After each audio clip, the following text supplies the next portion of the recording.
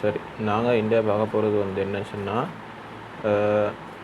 நாங்கள் 2022ஆம் ஆண்டு வந்த பாஸ் பேப்பர் கேள்வியோட தொடர்ச்சியை பார்த்துட்டு வரோம்.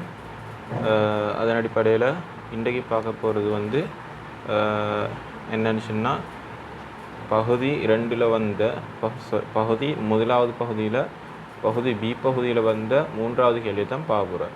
நான் ஆல்ரெடி பகுதி 1ல் முதல் 2 கேள்விகளும் செஞ்சு வீடியோ அப்லோட் பண்ணியிருக்கேன். அதை பார்க்காதவர்கள் பார்த்துக்கோங்க. அதே நேரம் கட்டாயம் எங்களோட சேனலை சப்ஸ்கிரைப் பண்ணிக்கோங்க. அடுத்தடுத்த வீடியோக்கள் ஒவ்வொரு நாளும் ஒவ்வொரு கேள்விகள் செஞ்சு நான் அப்லோட் பண்ணுறேன். கட்டாயம் பாருங்கள், உங்களுக்கு யூஸ்ஃபுல்லாக ஆகிக்கும். அதே போல் யூஸ் ஆனவர்களுக்கு வந்து ஷேர் பண்ணுங்கள், அவங்களுக்கும் யூஸ் ஆகிக்கும். சரியா? அப்போ நாங்கள் இன்றைக்கி ஸ்டார்ட் பண்ணுவோம். சரி, பாருங்கள், முதலாவது கேள்வி பாருங்கள். மூணாவதில் முதலாவது கேள்வி. மூணாவது கேள்வி பாருங்கள். என்ன சொல்லுவாங்க? ரூபா 9000 பெறுமதியுள்ள ஒரு பொருளை இறக்குமதி செய்யும் போது அதன் தொடக்க பெறுமானத்திலிருந்து 18% சுங்கத்தீர்வையாக அளவிடப்படுகின்றது. சரியா? என்ன சொல்லப்படுது? ஒரு பொருளை இறக்குமதி செய்யும் போது சுங்கத்திணைக்களத்தினால் என்ன செய்தாங்க? தீர்வை வந்து அறவிடப்படுது. என்ன பொருளுக்கும் தீர்வை வந்து அறவிடப்படும். இப்போ இங்கே ரூபா 9000 பெறுமதியான ஒரு பொருளை இங்கே இறக்குமதி செய்யும் போது அதுக்கு அந்த பெறுமதியான பொருளுக்கு வந்து 18% தீர்வை அறவிடப்படுதான். சரியா? அப்போ 18% என்று சொன்னால் 100க்கு 18% அறவிடப்படும். சரியா? அதில் முதலாவது கேள்வி பாருங்கள். இப்பொருளை இறக்குமதி செய்யும் போது தீர்வையாக செலுத்த வேண்டிய பணம் யாது? தீர்வையாக செலுத்த வேண்டிய பணம் எவ்வளோன்னு கேட்குவாங்க. 18% அறவிடப்படுது என்று சொன்னால் தீர்வையாக செலுத்தப்படுத பணம் எவ்வளோன்னு கேட்குறாங்க. அதுக்கு முன்னால் நான் பார்க்கணும் கட்டாயம். இல்லை தெரிஞ்சுக்கணுமான விஷயம், சதவீதம் என்று சொன்னால் என்னென்னு தெரிஞ்சுக்கணும். சதவீதம் என்று சொன்னால் 100%.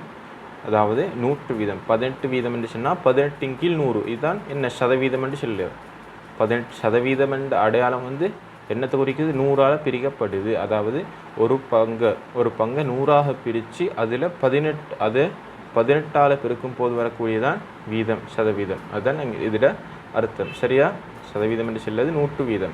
இப்போ 18% என்றால் 100 மேல் 18, 5% என்றால் 5 மேல் 18, 10% என்றால் 10/18, 10/100. இப்படி தான் விடும். இதுதான் என்ன சொல்லு? சதவீதம் என்று சொல்லு. சரி, இந்த கேள்வி எப்படி செய்யுதுன்னு பார்ப்போம். சரி, இப்போ பாருங்கள், 9000 ரூபா பெறுமதியான ஒரு பொருளை இறக்குமதி செய்தாங்க. அப்போ 9000 ரூபா பெறுமதியான பொருளுக்கு தான் இந்த தீர்வு அறவிடப்படுது. அப்போ இங்கே வந்து எங்களுக்கு செலுத்திகளும் ரூபா 9000த்தின் 18% என்று சொல்லலாம். ரூபா 9000த்தின் 18%. ஏன் 9000 ரூபாவுக்கு தான் தீர்வு அறவிடப்படுது என்றபடியால். சரியா? அப்போ பாருங்கள், 9000 ரூபா வின் என்று சொன்னால் இன்னென்று சொல்லும்போது எங்களுக்கு தெரியும் பெருக்கல் வரும். இன்னென்று சொல்லும்போது பெருக்கல் வரும். ஆகவே பெருக்கல் தர என்ன 18% என்றால் 18/100 போடலாம். 18/100 போடலாம். அப்போ மேலிக்கக்கூடிய 2 பூஜ்ஜியம், கீழிக்கக்கூடிய 2 பூஜ்ஜியம் வெட்டும் சொன்னால் சுருக்கப்பட்டு சொன்னால் எங்களுக்கு வரக்கூடியது 90 தர 18. 90 தர 18, 90 18ஆல் பெருக்கும்போது 1620 விடையாக வரும். 1620. இதுதான் என்ன அறவிடப்படுது தீர்வேட பெருமானம். சுங்கத்திணைக்கிறதால அறவிடப்படுது தீர்வேட பெருமானம் 1620. சரியா? சரி, அடுத்த 2ஆம் கேள்வியை பாருங்கள். அமலன் இத்தகைய 12 பொருள்களை இறக்குமதி செய்யும் போது போக்குவரத்து கட்டணமாக ரூபா 6000 செலுத்தி தனது வர்த்தக நிலையத்திற்கு கொண்டு செல்கின்றான். ஒரு பொருளுக்கு அவன் செலவிடும் மொத்த பணம் யாது? என்ன நடக்குது? இப்போ இவர் தீர்வையாக செலுத்தி 12 பொருட்கள் எடுக்கிறார். இதே போல் பொருள்கள் 12 எடுக்கிறாரு. சரியா? இதே போல் பொருள்கள் 12 என்ன செய்தார்? இவர் எடுக்கிறாரு. இப்போ இவர் இந்த மாதிரி 12 பொருட்கள் எடுக்கும்போது எடுத்த பின்னால் என்ன செய்தாருன்னு சொன்னால் தீர்வேலம் செலுத்தின பின்னால் இவர் வந்து என்ன விமான நிலையத்திலேருந்தோ அல்லது துறைமுகத்திலேருந்தோ வரக்கூடிய பொருளை வந்து என்ன செய்யணும்? அவனோட வீட்டுக்கு கொண்டு போகணும். அப்படி இல்லாட்டி வியாபார தளத்துக்கு கொண்டு போகணும். அப்போ அதுக்கு கொண்டு போகிறதுக்காக வேண்டி என்ன போக்குவரத்து செலவு போகுது. அந்த போக்குவரத்து செலவுக்கு வந்து 6000 ரூபா போகுதான். போக்குவரத்து மட்டும் என்ன நடக்குது? 6000 ரூபா செலவாகுதுன்னு சொல்லலாம். அப்போ 6000 ரூபாய் செலவாகுதுன்னு சொன்னால் இவங்க கேட்குறாங்க ஒரு பொருளுக்கு மொத்தமாக அவர் செலவிடும் எவ்வளோ செலவிடுதுன்னு கேட்குறாங்க. ஒரு பொருளுக்கு மொத்தமாக எவ்வளோ செலவிடுதுன்னு கேட்குறாங்க. இப்போ எங்களுக்கு தெரியும், இப்போ 9000 ரூபாய் பொறுமதியான ஒரு பொருளை நாங்கள் இறக்குமதி செய்யும் போது அதுக்கு 18% தீர்வு கட்டணுமே. அப்போ 18% தீர்வு கட்டும் போது அந்த தீர்வை சேர்த்து தான் அதில் பெருமானம் வரும். அப்போ 9000 ரூபாவோட அந்த தீர்வை பணத்தையும் சேர்க்க வேண்டி வரும். 9000 ரூபாவோட தீர்வை பணத்தையும் சேர்க்க வேண்டியதாக இருக்கும். சரியா? அப்போ ஆரம்பத்தில் நாங்கள் என்ன செய்யணும், 9000தோட 1620 சேர்க்கணும். இப்போ என்ன செய்த, போக்குவரத்துக்கும் ஒரு செலவு போதபடியால் அந்த போக்குவரத்து செலவுக்குமான காசை என்ன செய்யணும், நாங்கள் சேர்க்க வேண்டி வரும். அப்படிங்களுக்கு நாங்கள் பார்த்துக்கலும் 12 பொருள்களை இறக்குமதி செய்யும் போது போக்குவரத்து கட்டணம் மேலே போகுது 6000 ரூபாய் போகுது. 6000 ரூபாய் போக்குவரத்து கட்டணமாக போகுது. அப்போ 6000 ரூபாய் போக்குவரத்து கட்டணம் போனால் எங்களுக்கு பார்க்கறதுக்கு இயலும் ஒரு பொருளுக்கு செலவிடுத, அதாவது ஒரு பொருளை கொண்டு போகிறதுக்கு செலவாகிற போக்குவரத்து செலவு பார்க்கலுமே. ஒரு பொருளுக்கு செலவாக போக்குவரத்து செலவு பார்க்கலுமே. எப்படி பார்க்குற, 6000 எத்தனை நாள் பேருக்கு 12 ஆள் பேர் தான். சரி, என் 12 பொருட்கள் இருக்குது.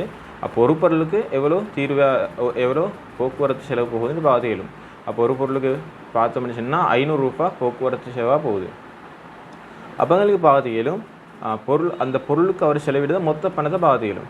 பொருளுக்கு அவர் செலவிடுத மொத்த பணத்தை பார்த்துக்கலும். எப்படி பார்க்கலும், 9000 ரூபாய் பொருளோட உண்மையான விலை, அதோட தீர்வு 1620 ரூபாய், அதோட 500 ரூபாய் என்ன போக்குவரத்து கட்டணம். ஆகவே மொத்தமாக 11120 ரூபாய் என்ன அவர் மொத்தமாக ஒரு பொருளுக்காக செலவிடுதார். மொத்தமாக அவர் செலவிடுத கணக்கு எவ்வளோ, 11120 ரூபாய். சரியா? அடுத்த கேள்வியை பாருங்கள். அப்பொருள்களில் ஒன்றை விற்பதன் மூலம் 20% லாபத்தை பெறுவதற்கு அவர் அதனை எவ்விலையில் விற்க வேண்டும். சரியா? அதாவது இப்போ இவர் இறக்குமதி செஞ்சிட்டாரு. இப்போ இவர் இறக்குமதி செஞ்ச பின்னால் ஏன் இறக்குமதி செஞ்ச இவர் வியாபாரத்துக்காக இறக்குமதி செஞ்சார். அதாவது இவர் விற்று அதன் மூலம் லாபத்தை பெறணும் என்றதுக்கு தான் இவர் என்ன செய்தார், இறக்குமதி செய்தார். அப்போ இவர் லாபத்தை பெறணும் என்ற படியால் இவருக்கும் ஒரு லாபம் ஈக்கணும். அப்போ இவருக்கு மொத்தமாக இப்போது செலவாகிக்கு செலவு 11120 ரூபாய். இப்போ இந்த விலைக்கு இவருக்கு விற்கிறதுக்கு இயலா.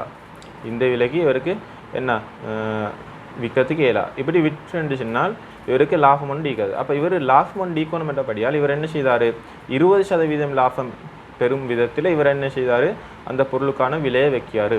அப்போ 20% லாபம் பெறும் விதத்தில் அந்த பொருளுக்கான விலையை வச்சுன்னு சொன்னால் அந்த பொருளோட விலை எவ்வளோன்னு கேட்கா, அந்த பொருளை எவ்வளவுக்கு விற்க வேண்டி வரும் என்று கேட்காங்க. சரியா? 20% லாபம் வச்சுன்னு சொன்னால் எங்களுக்கு பார்த்துக்கலும் 2 முறையில் பார்த்துக்கலாம். அதாவது ஒரு பொருள் 20% லாபம் பெற விற்க வேண்டிய விலை 2 விதத்தில் பார்க்கலாம். அதாவது இதுதான் உண்மையான விலை, பொருள்கிட்ட உண்மையாக செலவாகிக்கு செலவு இது. இப்போ இதுக்கு தான் என்ன செய்தார், 20% லாபம் வைக்கியார். இதுக்கு தான் என்ன செய்தார், 20% இவர் லாபம் வைக்கியார். சரியா? அப்போ எங்களுக்கு என்ன செய்து இயலும், 20% லாபம் பெறத்துக்கு இவர் ஈட்டக்கூடிய லாபத்தை மட்டும் எங்களுக்கு பார்த்து இயலும். இதில் 20% லாபம் வச்சுன்னா இவர் லாபமாக எவ்வளவு வைக்கிறாருன்னு பார்த்து இயலும். அதை எப்படி பார்க்குற, 11120 ரூபாய் உண்மையான விலை, அதில் 100க்கு 20, இதில் 100க்கு 20 எத்தனை ஆகும், 120 செல்லுது இவர் லாபமாக வைக்கக்கூடிய கணக்கு. சரியா? எவ்வளோ லாபமாக இவர் கிடைக்குதுன்னு தான் என்று செல்லுது. அப்போ அதை சுருக்கினுச்சுன்னா எங்களுக்கு 2224 வருது. ஏன், பூச்சதம் கீழிக்கு பூச்சதம், மேலே கூடிய பூச்சம் கீழிக்கு கூடிய பூச்சம் சுருக்கும் போது எங்களுக்கு என்ன வருது, 2224 ரூபா. அப்போ இவருக்கு கிடைக்கக்கூடிய லாபம் எவ்வளோ, 2224 ரூபா. அப்போ இந்த லாபத்தின் விலையை வச்சு தான் இவர் பொருளுக்கான விலை வைக்கணும். சரியா? பொருளுக்கான விலை வைக்கணும் இவருடைய லாப கணக்கையும் வச்சு தான்.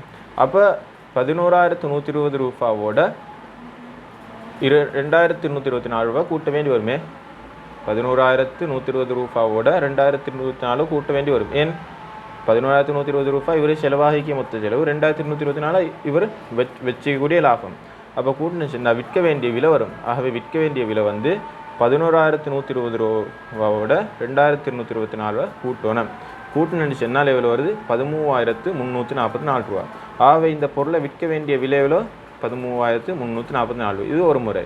அடுத்த முறையிலையும் பார்க்கறதுக்கு சரி. அடுத்து பாருங்கள், மெத்தட் 2 பாருங்கள். மெத்தட் 2ல் என்ன மெத்தட் 2ல் எப்படி பார்க்கறதுக்கு ஏழுமனுச்சுன்னா, அதாவது இப்போ எங்களுக்கு இந்த பொருளுக்கு செலவாகக்கூடிய மொத்த செலவு எவ்வளோ, 11120 ரூபா தானே. அதை 100 மேல் 120 போட்டுருந்துச்சுன்னா சரி. அதேபடி என்ன சொல்லி நான் விளங்கப்படுத்தினா அதை கொஞ்சம் பார்த்துக்கோங்க சரியாக. சரியா?